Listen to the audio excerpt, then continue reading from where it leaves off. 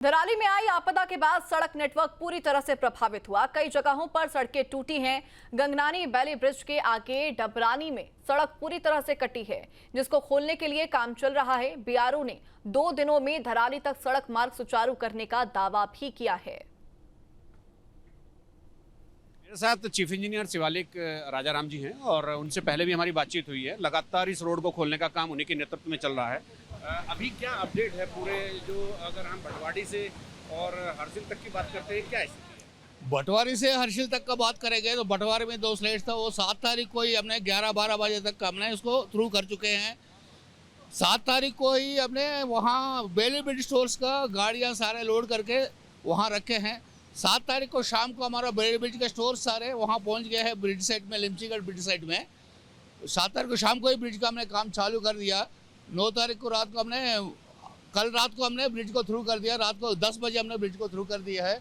जैसे bridge through किया है तुरंत हमने ट्रेन ऑफ मशीनरी हमने आगे के लिए डिप्लॉय किया है। जैसे आप देख रहे हैं सारे कई सारे डबरानी आप खोल देंगे आज डबरानी हर हालत में हम खोलेंगे। और आगे सोनगढ़ में है, वहाँ के लिए गैबियंस हम मंगवा रहे हैं। 400 नंबर्स ऑफ गैबियंस हम मंगवाया है, वो आगे पीछे गैबियंस आ रहे हैं। डबरानी में भी आज मशीन पहुँचेगा, वहाँ फिलिंग का फार्मेशन फिलिंग का काम करेंगे। और रैंप बनाना पड़ेगा, रैंप का काम भी आज ही चालू होगा। जितना मशीन आगे जाएंगे रैंप बनाएंगे। बता सकते हैं किस तरह की कठिनाइयां आपको सामने आ रही है? ये है आपका भागीरथी नदी, इसका जो फेरासिटी आप देख सकते हैं। जगह जगह जो रोड का अलाइनमेंट है भागीरथी नदी का साथ साथ ही है। जहाँ भी भागीरथी नदी का फ्यूरी फेरासिटी ज़्यादा है, रोड फॉर्मेशन ब्रिज होते जा रहे हैं।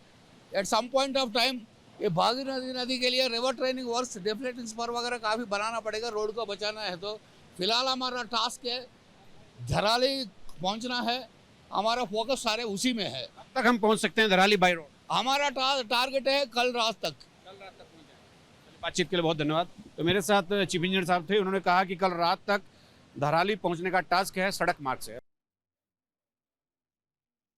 गंगनानी पार करने के बाद मैं इस समय डबरानी में हूँ और डबरानी में सड़क अभी थ्रू नहीं हुई है और गंगनानी में तो बैली ब्रिज को सुचारू कर दिया गया है। कुछ गाड़ियाँ वहाँ से आ रही है, लेकिन डबरानी का बहुत बुरा हाल है। ये सारी सड़क यहाँ से पूरी तरह से वॉश आउट हो गई है। जिस दिन ये देवी आपदा आई 5 अगस्त को, पूरी सड़क भागीरथी में समा गई। और अभी देख रहे हैं उधर बीआरओ की टीम काम कर रही है और बीआरओ के चीफ इंजीनियर राजाराम से अभी हमारी बात हुई थी। उनका कहना था कि हम शाम तक इस पेच को थ्रू कर देंगे, यहाँ से वाहन आने शुरू हो जाएंगे।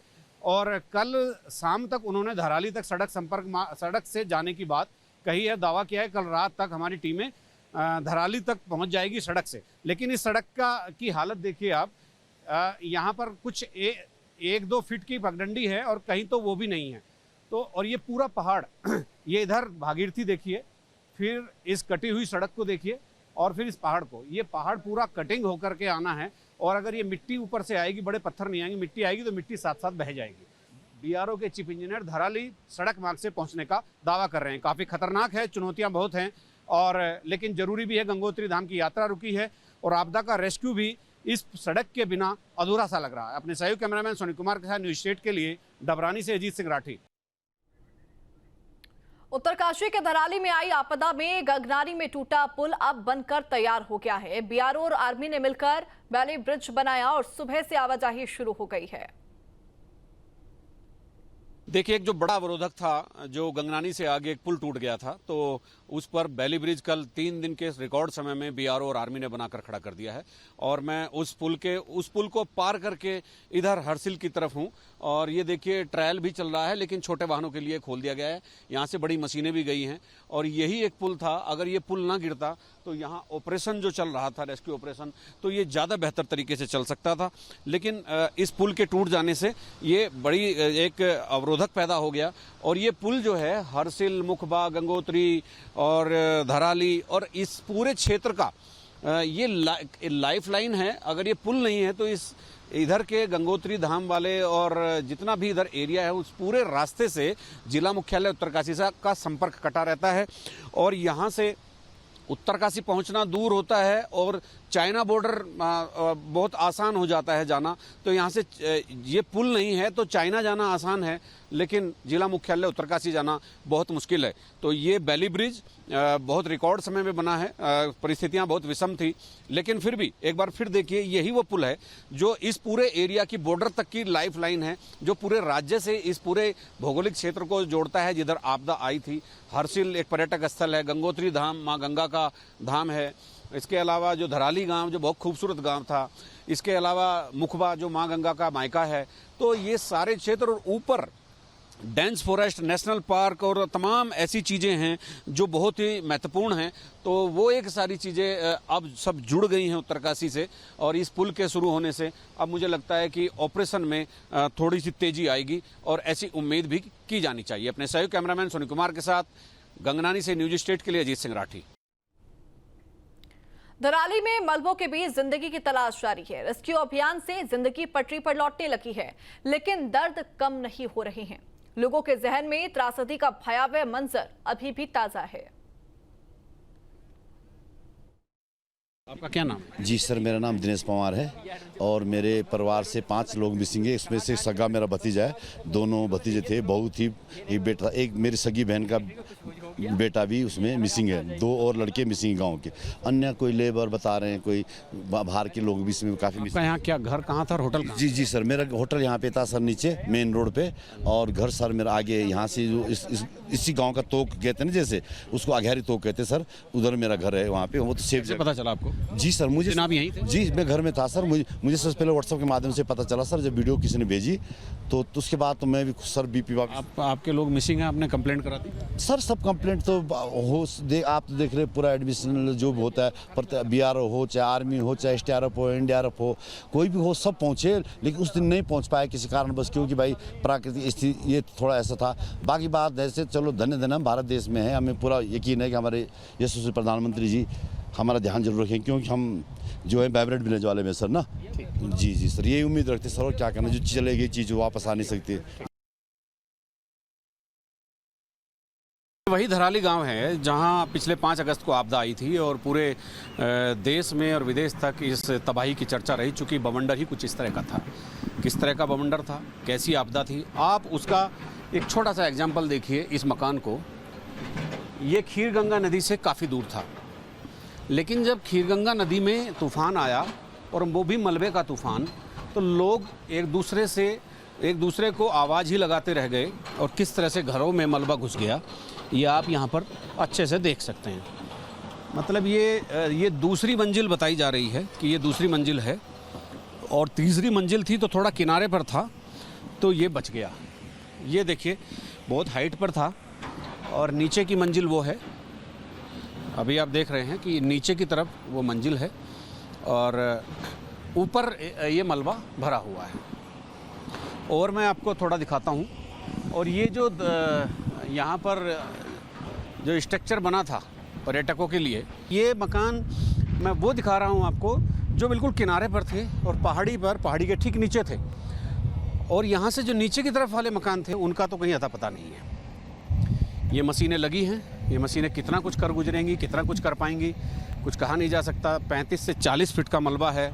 एक उस मकान को आप देख सकते हैं, वो मकान पूरा नीचे चला गया।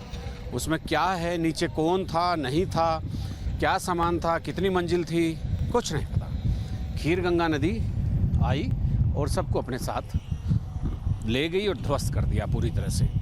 एक ये ऊपर का स्ट्रक्चर मैं आपको और दिखाता हूँ। इस स्ट्रक्चर को आप देखिए गौर से, ये भी पूरी तरह से ध्वस्त हो गया है। इसका भी टॉप फ्लोर था। एक ऐसी कहानी यहाँ पर बन गई है, एक रंजोगम की कहानी यहाँ पर बन गई है, जिसका सालों तक जिक्र होगा। जब आपदा आएगी तो इस आपदा को ज़रूर याद किया जाएगा। भले ही यहाँ पर अभी जिला प्रशासन ने मरने वालों की संख्या 1 बताई हो, लेकिन मिसिंग की संख्या किसी के पास नहीं है, प्रशासन देना नहीं चाहता है। यहाँ जो तबाही का मंजर है और ये जो धराली की छाती पर जख्मों के निशान हैं, ये जो गहरे जख्म हैं, ये कब भरेंगे, कौन भरेगा, कुछ नहीं कहा जा सकता। इसके लिए हमें काफ़ी इंतज़ार करना पड़ेगा, क्योंकि वो तबाही जो थी उसके पीछे इतनी बड़ी प्राकृतिक आपदा थी कि जो कभी कभार आती है। अपने सहयोगी कैमरामैन सोनी कुमार के साथ न्यूज स्टेट के लिए धराली गांव से अजीत सिंह राठी।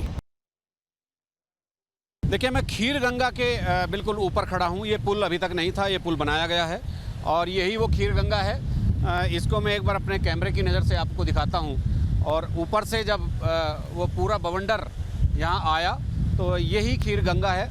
आप यहीं के रहने वाले हैं, तो क्या था उस दिन, आपने कुछ देखा जी? क्या देखा उस दिन? जब बादल फटा तो लोगों को ये पता नहीं, जब यहाँ मेला लग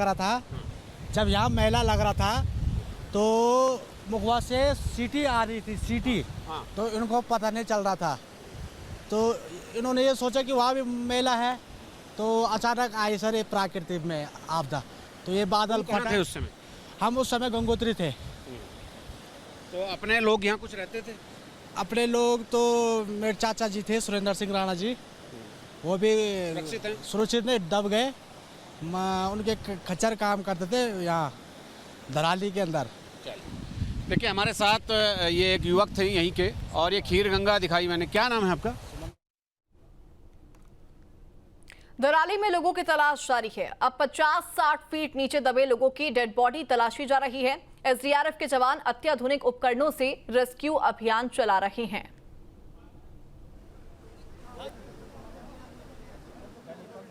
लगातार हम आपको यहां से तस्वीरें भेज रहे हैं कि किस तरह से यहां पर रेस्क्यू ऑपरेशन चलाया गया, लेकिन अब सबसे बड़ी चुनौती है जहां पर मैं खड़ा हूं, इस धराली की धरती पर करीब 60 फीट नीचे बॉडीज हैं, डेड बॉडीज हैं, ऐसा माना जा रहा है। तमाम तरह के होटल या फिर घर, तमाम तरह के बगीचे और उसके साथ लोग, ये सभी दफन है इस 60 फीट नीचे। इसको निकालने में एक बड़ी चुनौती का सामना अथॉरिटीज को करना पड़ रहा है। एनडीआरएफ, एसडीआरएफ, आर्मी और आईटीबीपी तमाम एजेंसियां काम कर रही हैं एक साथ, लेकिन किस तरह से बॉडीज को डिटेक्ट किया जाएगा, ये भी अपने आप में बड़ी चुनौती है। इसके लिए अभी तक जो लाइव बॉडीज थी जिनको रेस्क्यू किया जा रहा था, जो फंसे हुए थे, उस तरह के रेस्क्यू रडार्स जो है वो आप यहाँ पर देख सकते हैं। यहाँ पर रेस्क्यू रडार्स जो है, इसकी मदद जो है वो लगातार यहाँ पर ली जा रही है।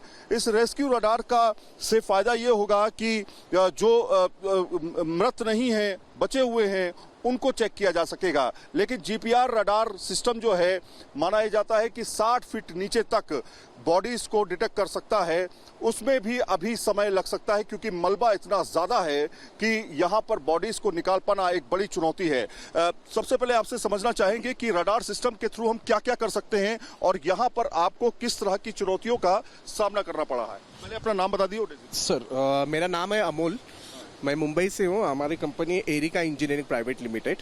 तो हमारे पास सर ये रेस्क्यू रडार मशीन है जो रेडियो वेव्स पास करती है रिबल में या फिर डेब्रिज में, और जो भी जिंदा लाइव बॉडीज रहेगी इसके अंदर, जितने भी 20 मीटर 30 मीटर तक, तो वो हम लोग डिटेक्ट कर सकते हैं कितने दूरी पे है, कौन से एंगल पे और कौन से पोजीशन पे, वो हम लोग इस मशीन से रेस्क्यू कर सकते हैं सर। तो आपको अभी तक कोई ऐसी फंसी हुई बॉडी मिली जो जिंदा हो, जिसकी धड़कन मिल रही हो, ऐसी कोई मिली?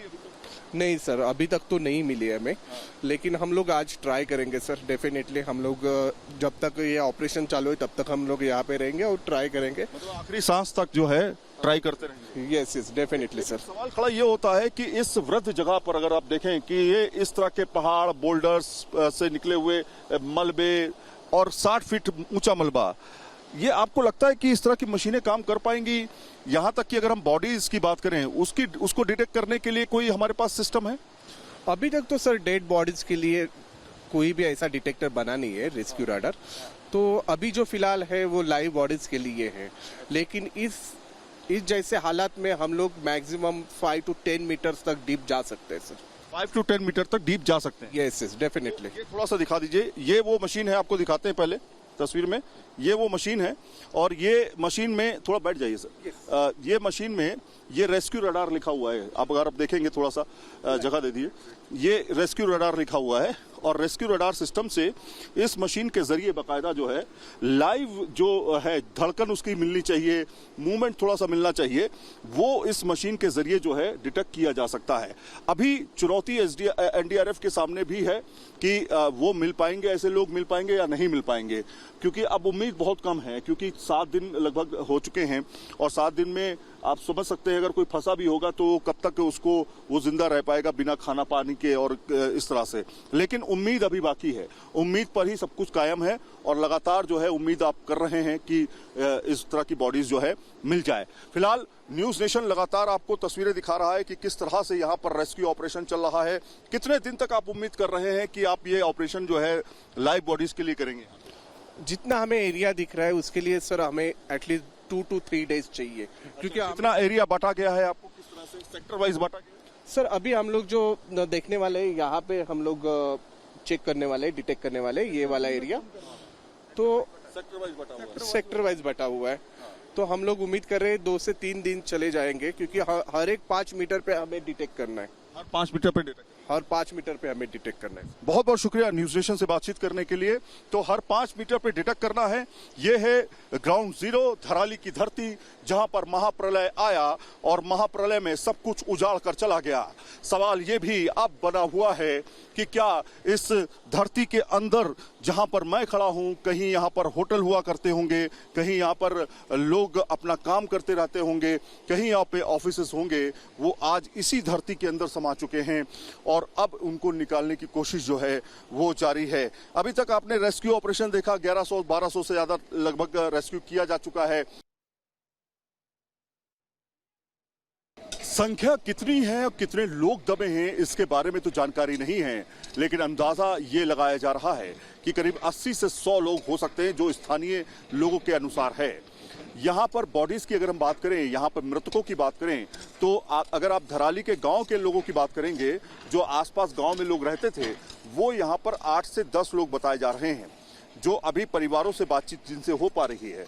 इसके अलावा अगर आप काम करने वाले और इसके अलावा लेबर्स और तमाम तरह के जो बाहर के लोग हैं, वो करीब सबसे ज्यादा उनकी संख्या बताई जा रही है। अब सवाल खड़ा ये होता है कि बॉडीज को कैसे निकाला जाएगा। हमने आपको दिखाया रडार सिस्टम के थ्रू कैसे आप और जेवर 400 मशीन के थ्रू कैसे डिटेक्ट किया जा रहा है, उसके साथ मार्किंग की जा रही है। मार्किंग करने के बाद जो है एनडीआरएफ की टीम जो है बाकायदा स्पॉट्स अलग अलग चेक्स पॉइंट्स पे काम कर रही है और सेक्टर वाइज काम हो रहा है। ए और बी सेक्टर बनाया गया है। ये दरअसल जो सेक्टर्स वाइज हैं, इसमें ये तय किया जाएगा कि कितनी बॉडी यहाँ पर डिटेक्ट हुई है और उनके अनुसार यहाँ पर जो है आप देखेंगे बाकायदा खुदाई शुरू हो चुकी है। तो खोद के अंदर से निकालना एक बृहद काम है, क्योंकि जो बॉडीज हैं बताया जा रहा है करीब 50 फीट 40 फीट से नीचे दबी हो सकती है, क्योंकि स्ट्रक्चर भी है। जो ये खोदेंगे तो कहीं ना कहीं आपको 1 मंजिला 2 मंजिला 3 मंजिला का स्ट्रक्चर दिखाई देगा, उसके अंदर लोग दबे हो सकते हैं। जब भी इस तरह की आपदा आती है, लोग घर से नीचे की तरफ भागते हैं और जब नीचे की तरफ भागते हैं तो सबसे नीचे दबे होते हैं। अगर वो निकल नहीं पाए, सेफ नहीं हो पाए, तो वो स्ट्रक्चर के सबसे नीचे दबे होते हैं। तो यही बड़ा चैलेंज है कि अगर इसको खोद भी लेंगे तो इसके बाद स्ट्रक्चर मिलेगा, स्ट्रक्चर मिलने के बाद बॉडी मिलेगी, और अगर ये रोड है तो हो सकता है वो सफलता मिल जाए। तो इस तरह से लंबा वक्त जो है इसमें लगने वाला है। मशीन के थ्रू इसको किया जा सकता है, लेकिन अभी वो रोड कनेक्टिविटी यहाँ पर उपलब्ध नहीं है, जिसकी वजह से समय भी लग रहा है। और अब वो तमाम लोग जिन्होंने अपने लोग खोए हैं, वो अब इंतजार में हैं कि उनके अपने जो इसके नीचे दफन हैं, वो उनकी कम से कम बॉडी मिल जाए ताकि उनका दाह संस्कार किया जा सके। वीडियो संदीप सिंह के साथ सैयद आमिर हुसैन। जहाँ भक्ति है हर शब्द में, कथाओं में छिपे हैं दिव्य रहस्य और ज्योतिष देता है जीवन को दिशा। धर्म से जुड़ी हर बातों को जानने के लिए हमारे चैनल स्तुति को सब्सक्राइब करें। चैनल पर जाने के लिए इस लिंक पर क्लिक करें।